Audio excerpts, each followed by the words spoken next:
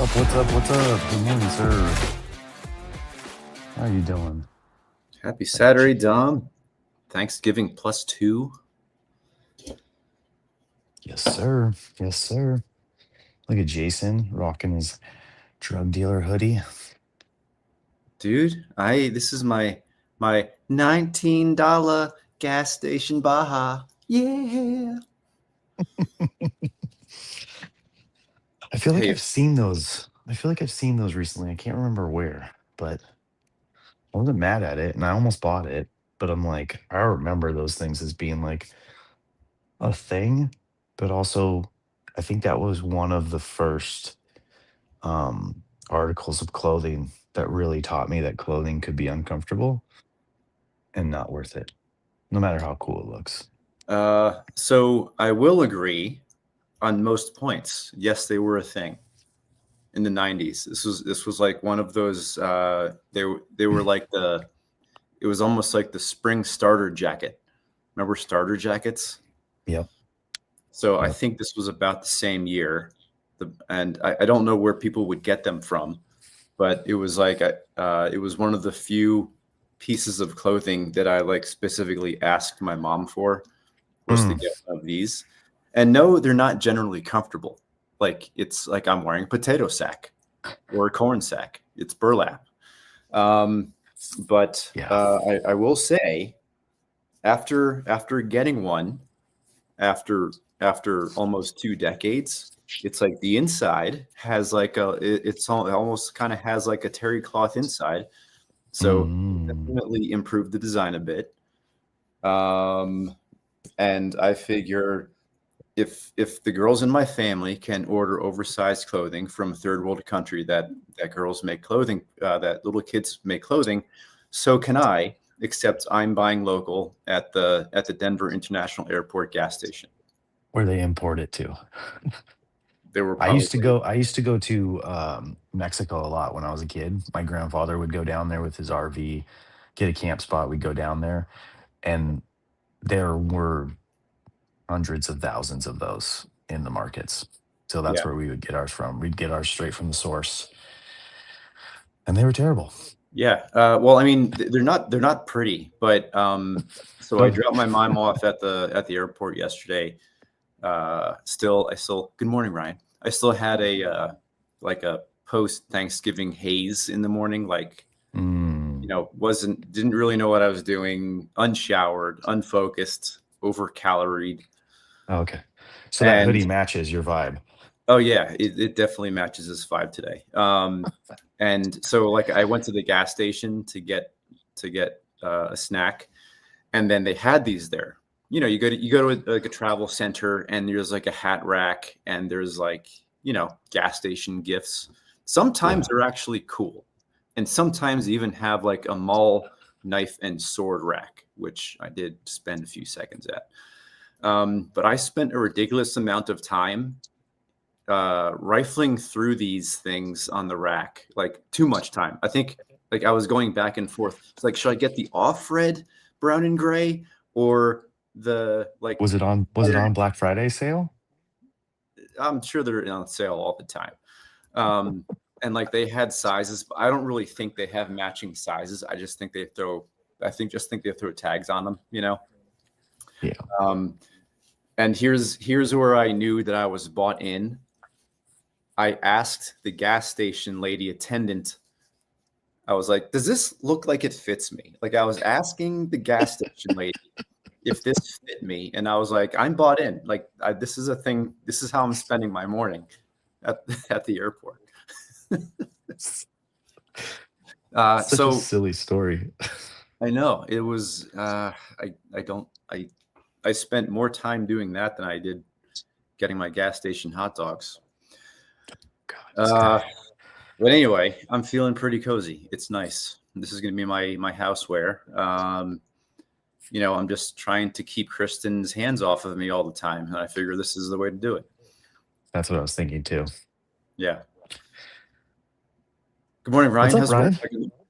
Jason, I think your top three. If someone asked me how I pictured Jason in my earlier years, he was wearing one of those.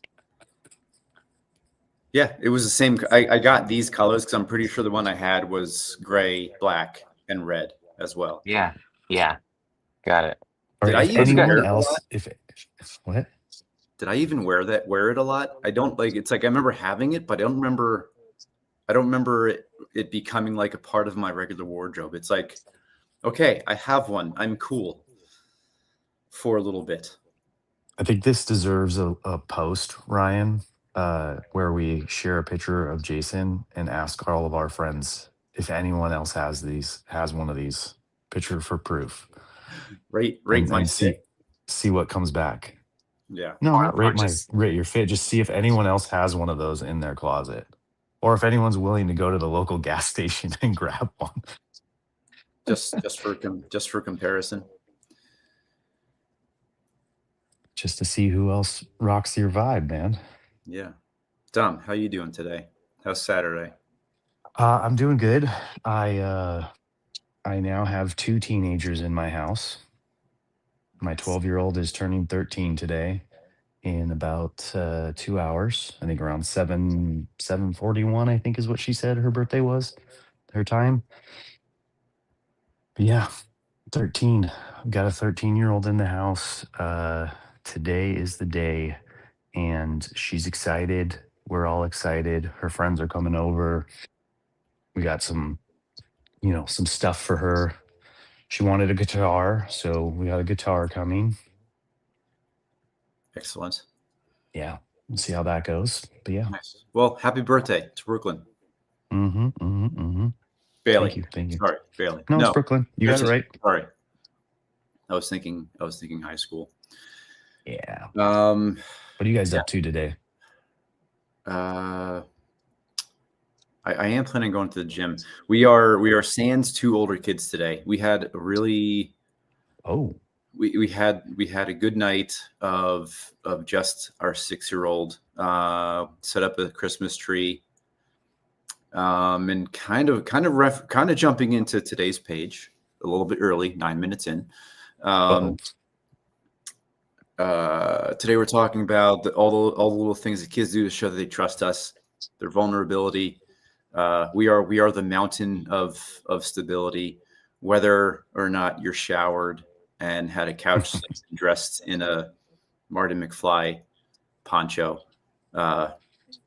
It doesn't matter. You are still a pillar of trust. So last night we did a little bit of Christmas setup with our 6-year-old, and in my head, I said to Chris, is like, hey, it's almost like we have our firstborn again, and we can give our third kid like the first kid experience in setting up for Christmas.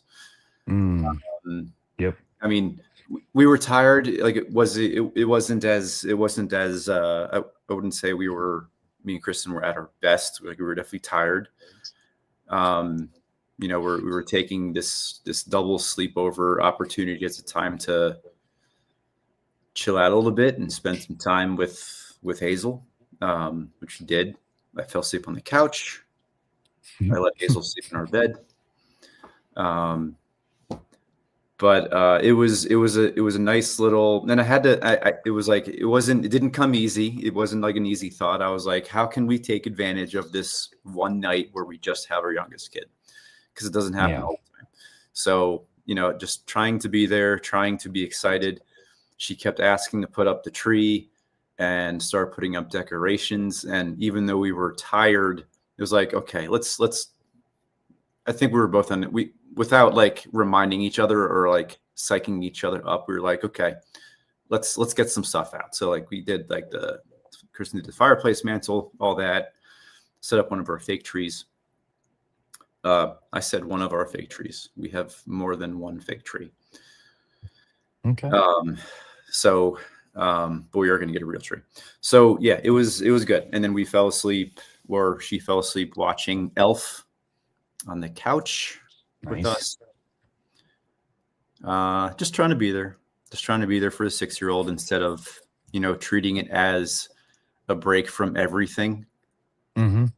Because like one of the things it talks about is today, what we're talking about is like all those little things that show that kids really trust us.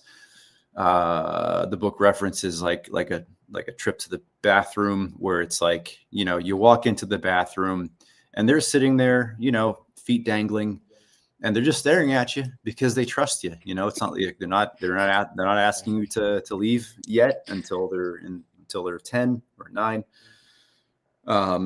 Even when we're sitting on the toilet, like It was my talking about a dog going to the bathroom. dog. Did I say dog? No, I get those mixed up. but you're right. I guess the kids do it too. Oh yeah. Well, the dogs do it. Yeah. Like if you go to the park and the dog looks at you while taking a poop, that's the Yeah. ultimate sign of trust. Yep. And even like, I'll be sitting on the toilet and it's just Hazel now. Like it'd be weird if my 13-year-old busts in and just stares at me. But it's like she'll just bust in and just stand there and stare at me on the toilet and like, I love you. Get out. Let me finish. This is my time. Dad'll see you in about half an hour. Go watch the show. 28 minutes. That's all I ask for. Is that too much? Do you guys have do you guys have a bidet at all? Yeah. This guy. I always We've I always love. had this discussion, Ryan. Well, I mean, I'm not more the side of like when my youngest, I don't know, I guess like my oldest is in the bathroom sometimes too. And I'm like, okay, I'm done. And then I like start like washing. It's just that's like kind of a weird feeling. It's like I'm washing my butt and you're looking at me. And I was like, I try and divert my eyes. But Are you that's always She's saying sitting there. like She's sitting there going, "Whoa, you go to that pressure level? Oh wow, I've never done that high." I'm Dad, watching you're out on 9. Dad, you're on 9. Whoa. wait a second, but I've actually had this concern to myself. I'm like, I feel like I keep going harder with this pressure. It's like, at what point is it wrong? And how long is questionable? At what I point do I think need to get a bigger model? is there like another velocity knob there? I would say if you feel your breakfast getting a little bit hydrated, you're probably going a little bit too heavy. Oh man. There's been way too many questions while sitting there being like, yeah, I think someone would say I'm doing this wrong. Um, but yeah, it's interesting. I also love when like the girls are on the toilet and then they try and use the bidet, but it just like hits like the back of their neck. Like, it didn't work. I was like, gotta get bigger. Am I drying out a shower or am I drying off the toilet? It's the back of their neck. Yeah. Love it, dude. Oh, where do we go from here? I don't know. Once you hit bidet, that's usually like that's usually like the A closing showstopper. conversation. Where's Yeah. our chat, man? Guess they couldn't handle it. It's I'm not Saturday. used to Saturday. Yeah. Everybody's hungover from Black Friday. It's like I don't know if I can afford getting online today. Spent all my money yesterday. Having a digital hangover, right? Like Dom, you kind of mentioned that yesterday. There's Plush. Good morning, ma'am. First place, Plush. First place. Yeah. Yeah, that was a long stream, like it is, It was I don't even know how far they ended up going, but I kept punching in and out, and just as Rip said the other day, giveaway farming. I like that he shouted that out and made it okay for me to do because I wasn't planning on buying anything. There was one thing I was looking for, and Gary kind of shot it down. So I was like, all right, you don't want me to buy your stuff? I won't buy your stuff, bro. So Oh, he didn't do a deep enough discount on the comic that I wanted. So I didn't buy anything. So we're good. oh, okay. More self-control than other people, I guess. Is what I was going for. Way to exercise that. And then I went to the movies yesterday with the kids, saw Zootopia. So if anyone's looking for something to do, that was a really good movie. We really enjoyed it. Lots of funny parts. Couple of sappy emotional parts. It kind of had everything. I enjoyed it. We had a blast. Um, so I recommend the movie. And Plush feels fabulous today. Excellent. Give Plush me is some of always that. fabulous. How was your Thanksgiving?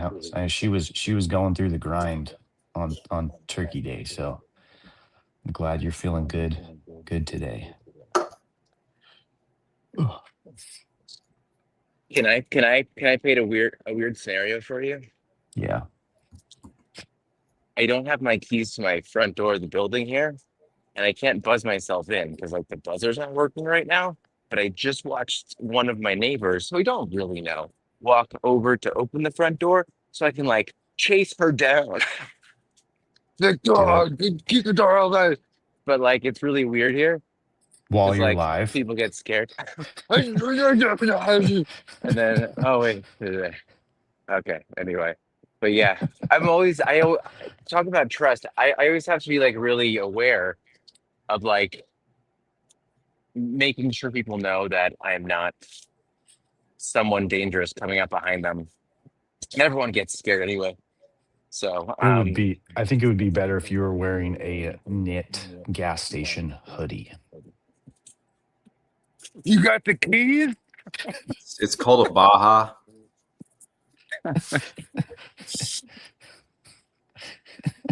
There's an actual name for it. And there's like a perfect amount of space to hold, to put the cast iron pan in case you get into a duel, Okay. Interesting. in case you get time traveled back to 1885. Got it. Nice. Well done. I really hope you're getting my reference to Back to the Future 3 here down. No. Mm-mm. Weirdo. I feel like all sequels fell apart after that sequel. That was the last good sequel. Yeah, I'll agree for sure. I was never really into watching old movies.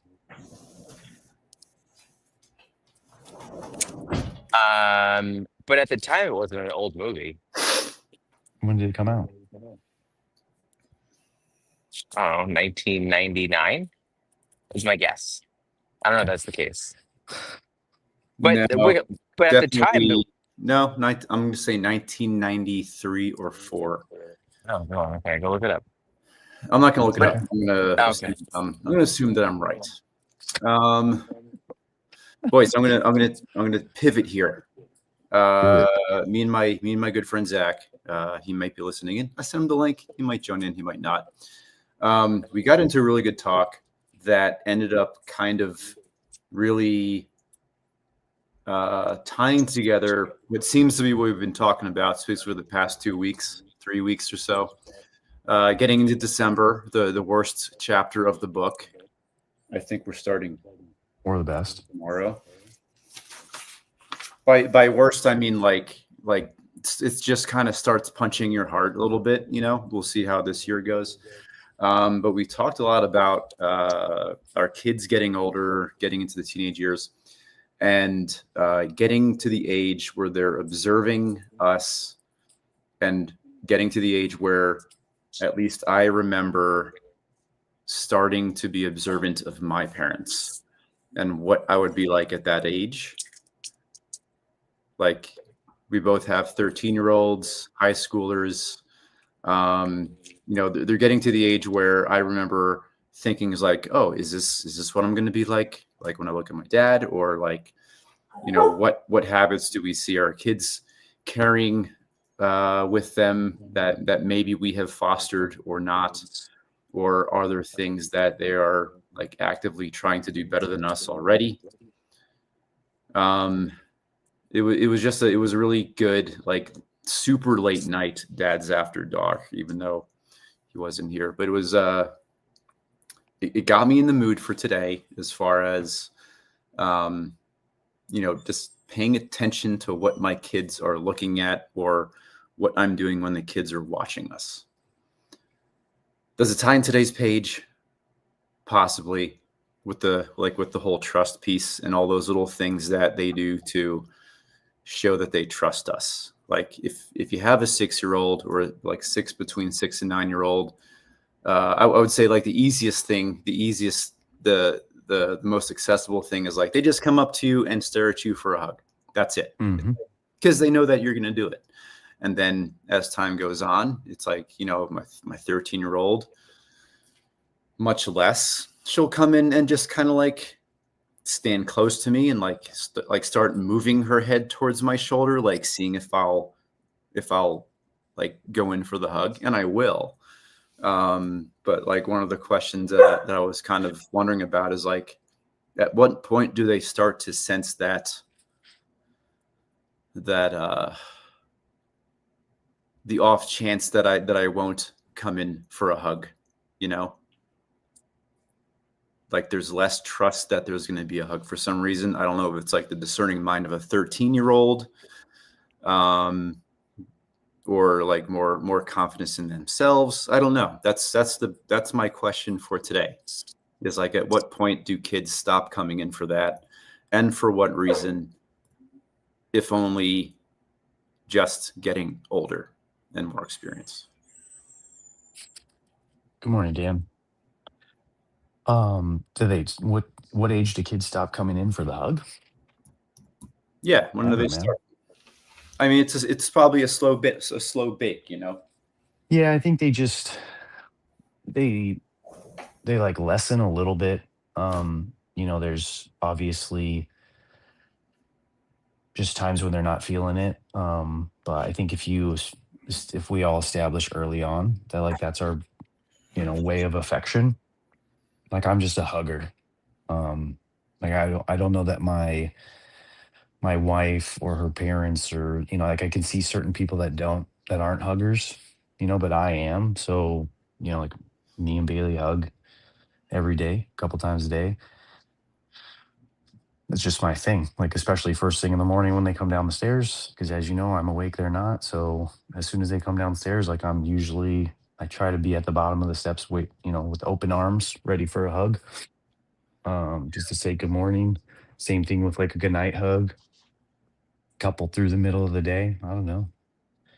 But yeah, going back to what you were saying about like leaning the head on, like I had a little moment of that yesterday at the movie theaters. Like Brooklyn was leaning her head on my shoulder and like, watching the movie and stuff like that. So I definitely enjoyed that she's still in that phase. She's definitely more of my cuddly child, like out of all of them. Um, like she'll come and lay on the couch and rest up against me. The other ones kind of stay to their side. Bentley's a foot cuddler. I don't know if that anyone has one of those, but he likes to nuzzle his feet underneath me or Amy. Mm-hmm. Like I don't know if it's like a cold feet thing or just like a whatever it is, but yeah, that's his little thing. It's a touch thing for sure. Yeah. Plush is also a hugger, and Dan also likes, or is it Dan? Sorry, Dan. Yeah. Oh yeah, the Why toe am I missing locking. that? Fiala. Matt Reeves, if you happen to be listening, one of my friends, he does No, it this, doesn't lock toes. intertwines his toes together. It's weird. I'll be right back. Okay. I'm also a physical touch person, and I think that trust is. I guess I get worried about it when, because my oldest is also a physical touch person. My youngest is maybe a little bit, but not as much. And so I do get worried about like when that would end up stopping. I don't think it will, but I think that I never want my kids to think. I just want them to know that it's always available. I never want to shut that down. Yeah, I think it. Um, yeah. Go ahead. Sorry. No, no, it's just a meandering thought. there's a level of like the male female relationship that I think as the kids get older, as my girls got older, like there's a part of me that felt okay, like they're turning into teenagers, they're starting to be interested in boys, and hugging and kissing and touch is starting to mean different things to them now. So, there's a point where I second guessed it, and the hugs just change. They become more of the side hug than the full frontal hug. Um and that's just kind of it, but as long as you I think as long as we keep it going, I think it's still, it just still just shows them, like kind of like the page is talking about, that dad's arms is still a safe space for them. So I think that's kind of how I look at it. It's tough. When I ask for a hug from my teen, she's always open to it, even if her friends are over. Yeah, like I'm trying to think. Like there's even a time where, like when I was teaching girls sports, and I'd get a hug from my daughter, and then I get like a hug. Like I've definitely ran into some kids that are huggers. So, and I could see maybe it's just their family is that way. So I've gotten hugs from little girls as a coach, and at some point it's un, it's not uncomfortable, but it can be uncomfortable as a guy. It's not my kid. And when they're short, they're kind of in the wrong height level. So you kind of got to be prepared for all of that. So I think that's Hmm. probably the only thing that gets a little uncomfortable about it. But you just learn those things as you grow up with girls, right, Yeah, Jason? we had we were it just you made me think about where were we? We were somewhere, and then we were watching someone's kid, and this girl was like obviously a very physical, like she like showed interest like physically, but she'd be like hanging out me. I'd be like, I don't know. Like it was a weird feeling because I'm like a physical person too, but I was like, I don't want to be like, I don't know what's okay right now. Yeah, Like I didn't want to reciprocate things 100%, but I also didn't want to like push this kid away. But I was like, okay, like I'll accept it. And it was just like a scary thing. But I think it comes down to it's like I don't want my kids to be overly comfortable. It's kind of like one of those things where someone says you're in a family situation and you're forcing your kids to go like hug someone or kiss someone. And mm-hmm, sometimes I see that right now in our family in some cases. I'm not saying it's wrong if that's like how one family decides to do it, but it does kind of like make me I have this like little bit of a recoil when I hear someone being like, okay, go hug Uncle Ryan, go do that. And I'm like, well, you don't have to if you don't want to. yeah, I'll take a fist Um, bump. totally, yeah, yeah. And then so it's like I don't want to teach kids that you need to go touch you have to go physically, interact with your family members or someone else. I don't want to Brian, I want to Ryan, keep it special. Jason feels bad because he's always telling his girls to go hug Uncle Ryan, It's gone. and now he knows you don't want him to do that anymore. I'm just playing. No, it's all good. I know. Boys, I got to go for a few moments. I have to get the trash out because it's a day after. Be right back. Oh, Saturday trash day. That's weird. So I guess their normal day is Friday, and must be behind Maybe. schedule because of the Thanksgiving thing. Trash man take off Black Friday? No, I'm just kidding. It's always a bummer when you have a Thursday, or you have your trash day is on a holiday, and then especially Christmas. Like I've had it where they like skip a week because of like Uh-huh. something like that. And I'm like, dude, you guys just skipped a week uh when it's Christmas. Like the arguably like some of the most trash happens that day. Trees out, everything like that. Yeah. It's totally I don't have to deal with any of that, which is like nice, but it's Because they don't never take holidays out in New York, right? no, they City do. I never mean, there's sleeps. Yeah, but you know what happens here in New York is that a lot of people like you'll have like strikes happen or all that kind of stuff Mm. too. So then you see like trash pile up, and then that's when you start seeing on the news someone's like, "New York is disgusting." It's like, well, That was my next thing was like, "Oh, yeah, that's right. You guys just throw your trash on the street." Um, so it doesn't really matter if it gets picked up or not. It's just there's always an alley nearby. yeah. I mean, it's also, I mean, there is a lot of regulation around it, but Or it's a or if you're in a high enough building, can't you just throw it on the next person's roof? That's what I always thought too. we do. We just we don't really care. We're just like Or whatever, you're just close throw it enough, you there. could just take it to New Jersey. Just leave it there. Sorry, I just saw Paul. Well, Paul's not New Jersey. Oh, I thought he was. No, Paul is Staten Island. He's New York. Oh, sorry. Sorry. That's right. I get Um, confused with that whole other coast over there. I've been trying to practice my my not talking and listening as you guys are going on because I want to like form some of those thoughts around this kind of thing. But this is my thought on like sleepovers. Like Jason has two girls at sleepovers right now. Mhm. Um, and because we're on that trust thing, I know I'm like pivoting back from the trash discussion. Um, I always want to ask my girls, and I'm always curious, like, how do you feel at someone else's house? How do you feel with that person over there? Yeah. Um, are you okay? Because like for a long time, I was like very fearful of sleepovers, more from stories from other females. Mhm. And I feel like I feel like when we start talking about trust, I think we can get so wrapped up in like like us wanting to have our kids trust us and whatever like that. But I'm like, and this goes back to like the cynicism side. It's like, yeah, but maybe we should be a little bit cynical. I'll correct that. We should be a little bit cynical, or at least question or be aware of like, is there a moment where you need to question, if you are in a safe environment or trust your gut, if you don't feel good about this situation, like how are you going to get in touch with us? I think just like making sure, like whether it's going to be like the secret word, like I know I was talking with Sloan and I was like, okay, if you feel uncomfortable, what do you do? Right. And we kind of have our thing of like, okay, if you give me a call, here's our secret word. This is what you would Mm. say. And Mhm. then we can come pick you up. Like, you don't have to say a thing. I just know that that's the word there. That's the phrase. And then we'll come get you.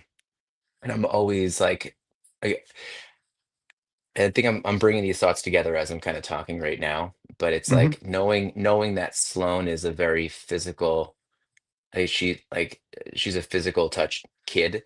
I'm like, but are you a physical touch kid in another environment? When does it become questionable?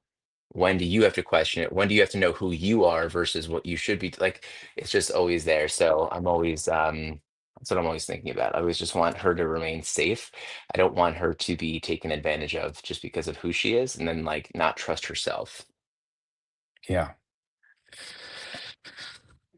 Does your secret word involve her liking ketchup? And then you're like, "I know there's a problem." Yeah. She's like, they have ketchup. I'm like, I'm over, I'm coming. Like, "Dad, I put extra ketchup on my burger." "Call 911." coming. It's crazy. Paul, I felt the same way. I feel like I had once I heard enough stories, I like put my foot down and I was like, it's not gonna happen. Um, I just and then slowly, I think it started to happen more and more. Um, but it was So, definitely some yeah, I can tell you, like, obviously, I I'm don't have listening. any stories of, like, things going wrong or bad things happening. I don't think I don't think I even have any extended friends. I think my new friend group, I'm learning there was some stuff that might have happened within their lives, and I haven't actually, gotten a chance to unpack that. A little bit of it unloaded a couple weeks ago, but it was through a different scenario. So, as far as, like, growing up, my sisters, my wives, everyone that I know of, like, I'd never heard any stories like what we're kinda talking about. So we've always been very trusting with our kids. I did, plenty of sleepovers when I was younger. And I think it's more about I'd imagine you had built up a relationship with the other parents before allowing. Yeah, so that's where I was getting at. It's more about how you raise your kids, like what Ryan's talking about, is just making sure that they understand like that there are boundaries between them and other adults. And then it's also about the relationship that you make with the other child's parents. Knowing a little bit more information about the other parents involved. Like for us, I think the sleepovers mostly happened at our house. And then as we got to know the parents, then our kids would go, to their house kind of thing. And I'm sure Jason could shed some light on it. Like, for instance, Bailey just went and spent the night at her friend's house, but Bailey's 17 now. And we've never actually met her friend's parents, I don't think.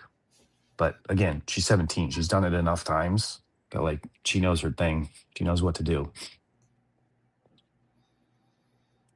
Are you talking? Are you asking specifically about sleepovers at Yeah, I think friends' we've house? covered this before. Like I think No. Ryan was a little timid at first about like kind of allowing his girls to sleep over, or Sloan, I think. I don't think you've gotten to Dee Dee yet, right? Well, I like Dee Dee, I think would just like she would maul someone. She would fight back to the point where like I'd be concerned for the people who had her sleep over at their house. Um Like, let me send this rabid Wolverine over to your house. Good luck. they're like, "Oh, just sent your kid over with like some armor." I was like, "Oh, that's for you. That you need to put that on." Um I say It's a this. but shock collar. I say this in the most lovingly way possible. I am also concerned for the parents who invite Didi over for a sleepover. she is, and she's slowly, because like Sloane was just like the same the whole time. She was just like cuddly, very much like in her head in terms of like her emotions and her feelings. And then she would kind of come to you like she was always like a softer kid, and I was always like, I feel like I don't want the world to hurt you. How my feeling was. Hmm. um and so it's like I feel so protective of her. And then like with DM, she's slowly has, and I was having this conversation with Lauren about how I feel like she's moving into this like very vulnerable phase right now, where I think she's a little bit more like she's realizing like what she like she's not as unstoppable and unbreakable as maybe she feels or thinks that she actually is, which is like nice, right? I don't want the world to break her spirit in that regard, but it's something where yeah, she will like she I think almost like trusts her instincts more. She's like, this is what I want, and you can't tell me Yeah. otherwise. And I think that's like beautiful. But yeah, it's like, but that also could be dangerous too. It's like, okay, like she's 4, and I'm already like, she'll be able to like not, she'll be able to take care of herself, right? And so then do my eyes like divert from like taking care of her, and how do I like stay in that moment to make sure? Because like that, maybe she's the most vulnerable person, in like that's the kind of person that gets taken advantage of, right? Mhm. Um, but I think we're just talking about parenting in general, right? Well, I Which think the other like what Paul was talking about, like he's like, I don't think I'd ever see, he still has an infant and a baby, but obviously the first step is grandparents, aunts and uncles, close, your close friends that you grow up with. There's plenty of ways to test the water because it's, with Paul, it being his first child, like obviously that's the scariest thing. You're just getting your feet into all of this. Um, so you just test it slowly, and you learn, and then the kid learns, and you just kind of grow through it. Eventually they're going to want to do it. Eventually it's going to be, you get to a point where it's kind of like you can get to these things where like if they don't experience these things, it can come up. It's that it's like weird that they haven't, they get to high school. And it's like, wait, you never slept over at a friend's house? I don't know. I grew up sleeping at friends' house almost every weekend. Yeah, so did I. Yeah, Half the time, I don't even know if my parents knew where I really was. we're at the sleepover point where it's like multiple sleepovers. Like we had a friend sleepover on Thanksgiving night because her mom joined us, and then the next day they had another sleepover. So it's no longer like you know how like first sleepover is like a big thing. It's like a big event. It's like Hmm. going to somebody's house to sleep over there. And now it's more like this. It's just part of the hangout. Is like whose house are we sleeping at tonight? You know, uh, Hmm. my oldest, she is at it. So you brought this up. She's at a sleepover with friends who we are more unfamiliar with. Still like nice kids. I have them. I have them. They're at school. Haven't met the parents, and the first time that I met them was last night when I dropped her clothes off because it was a hangout that turned into a sleepover, and it was like immediately like catching up with all those points that you do on the first sleep. I was like, okay, well here's our number, here's that, and like I take multiple times to remember first names, so it's like I the phone number is like so and so's parents Yeah. with a placeholder for the names when I remember them. Um, that's the level that we're at, where it's like, okay, well, she says she knows these people, so I guess the sleepover is okay. That's that's where we're on the tail end of that, of the sleepover introduction. I think it's a big part too. It's like you showing your kid that you do trust them, right? Yes. Um, Yep. and so, it's very multifaceted. It's like, if we keep saying no to our kids, like at what point, if we keep trying to overprotect our kids, we keep saying can't go sleep over.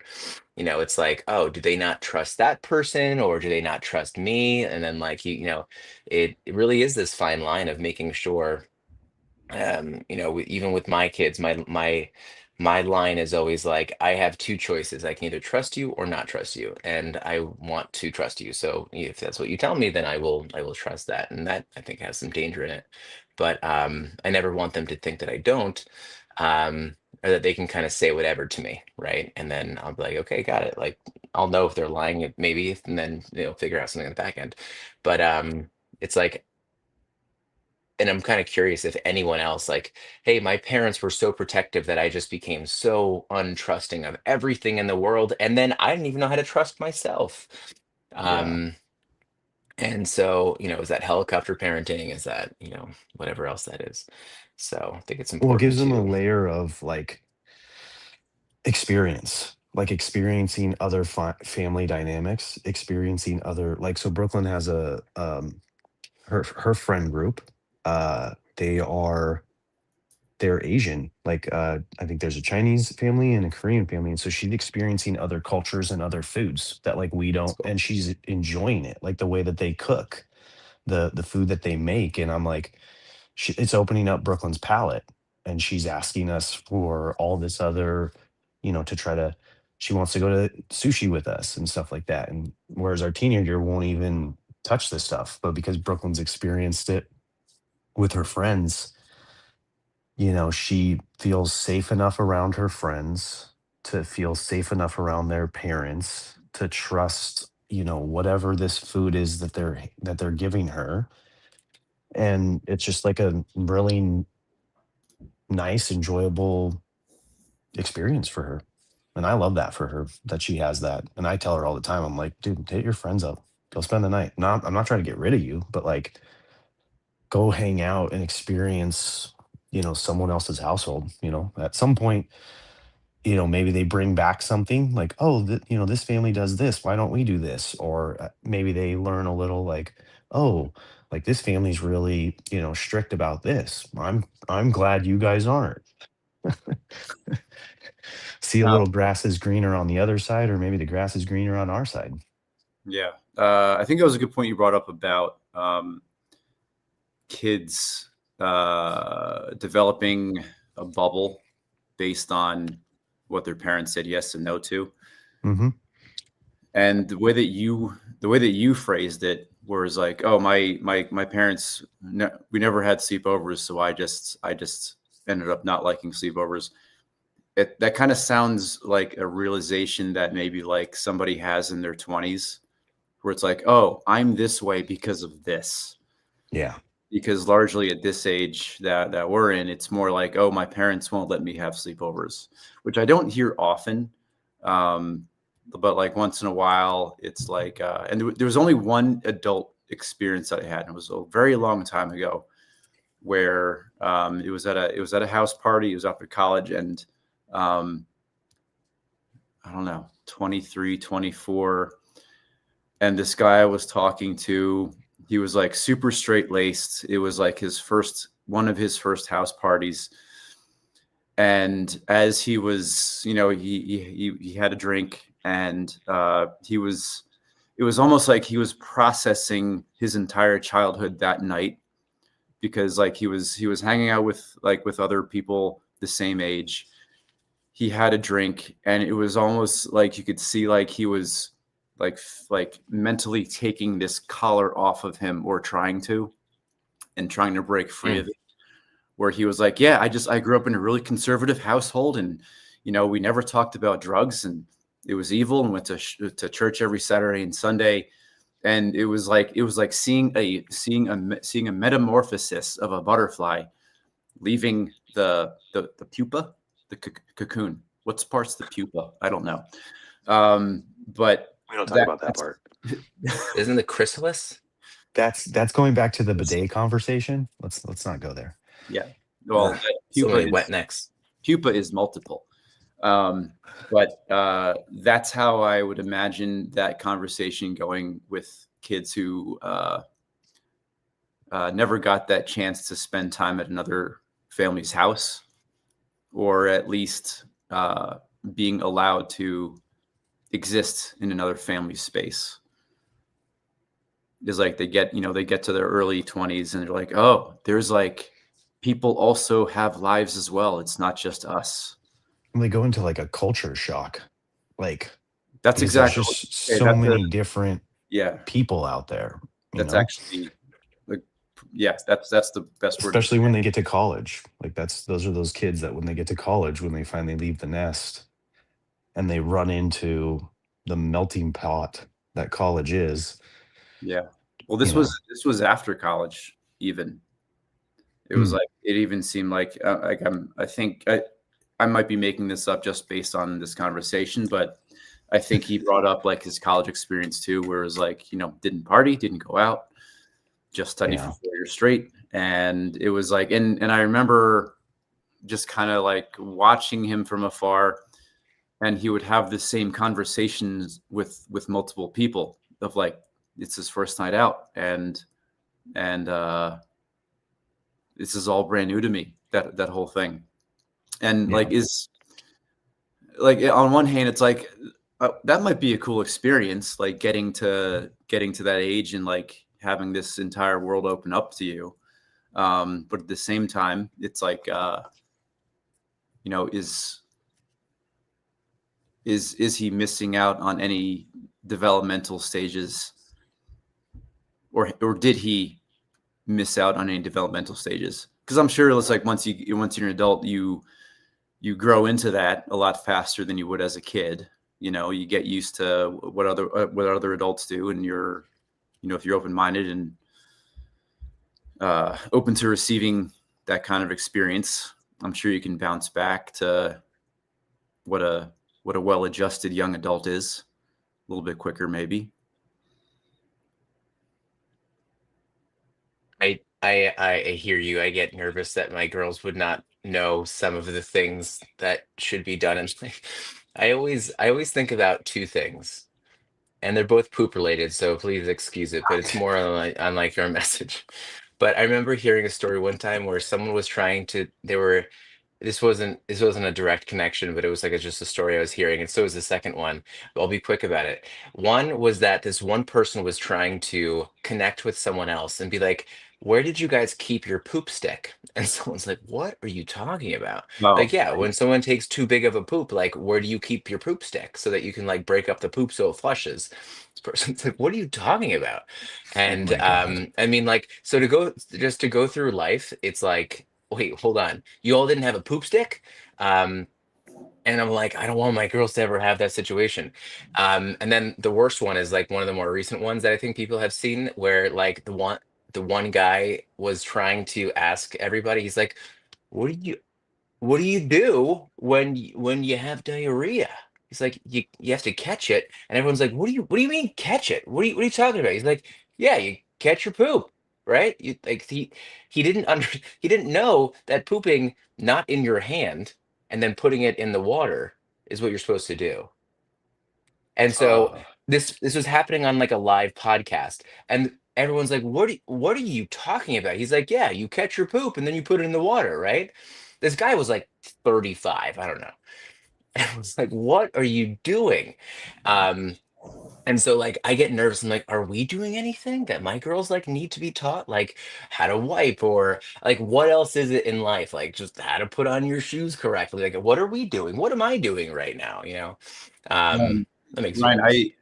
I read a very similar story. I don't even know if maybe it's like super similar.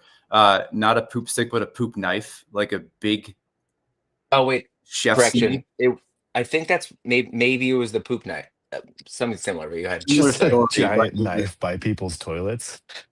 that's exactly what it was. Like this, like a gigantic knife that was used for enormous logs.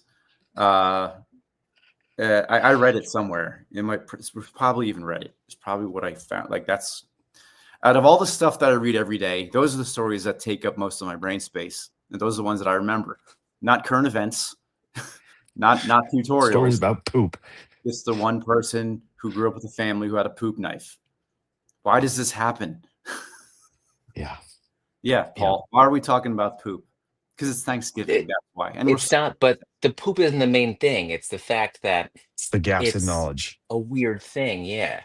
yeah. Even my oldest daughter, she chews with her mouth open all the time, and it like just gets me. Like chew with your mouth closed. I can see your ketchup. And so it's like I just need you to understand that chewing with your mouth open is not what you want to do. And like, I want them to be able to go out in the real world without someone else having to teach them about like the more general kind of things. Yeah.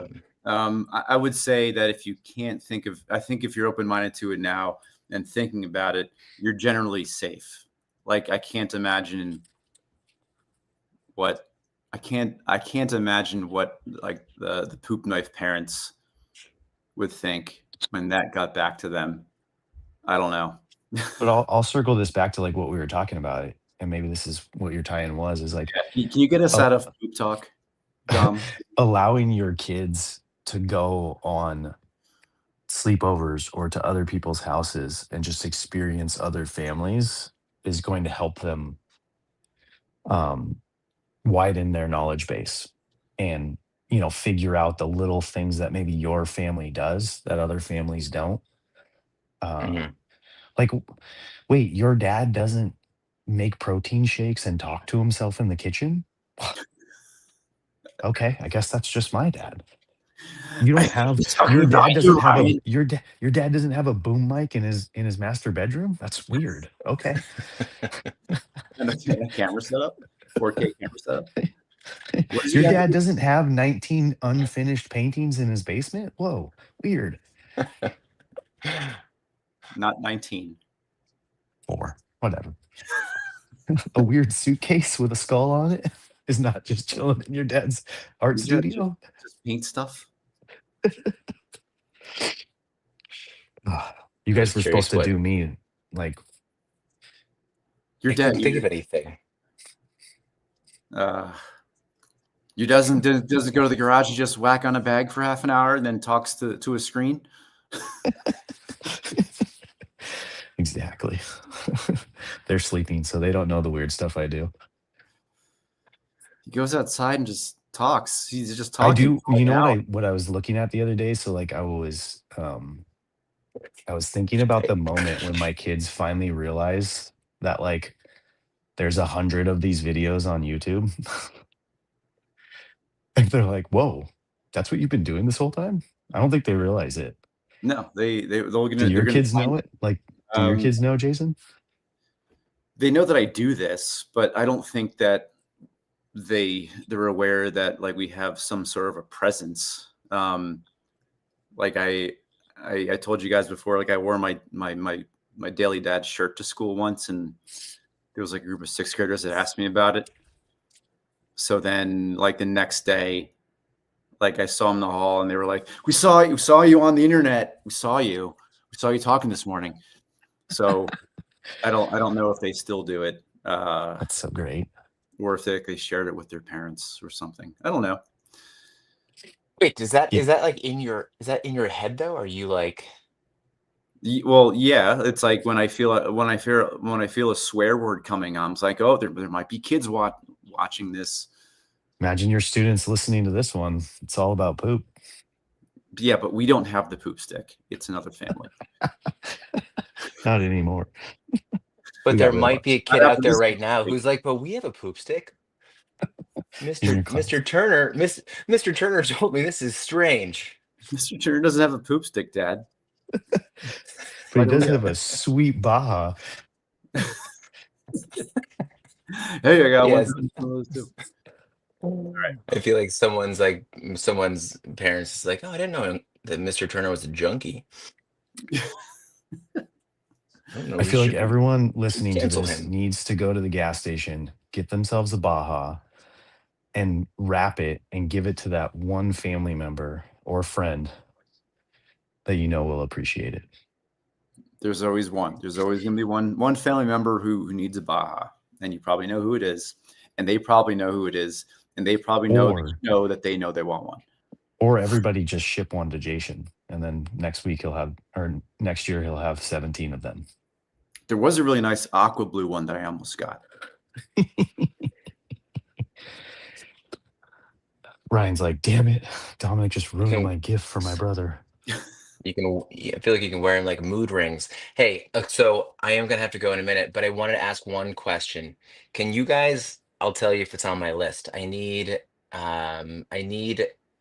Christmas movies to add to my list. I have a few of them. I just realized that three of them are basically a Christmas Carol. But that's okay because that's my favorite story in the whole world. Um, but what is without saying Die Hard, so just everyone's got to stop that.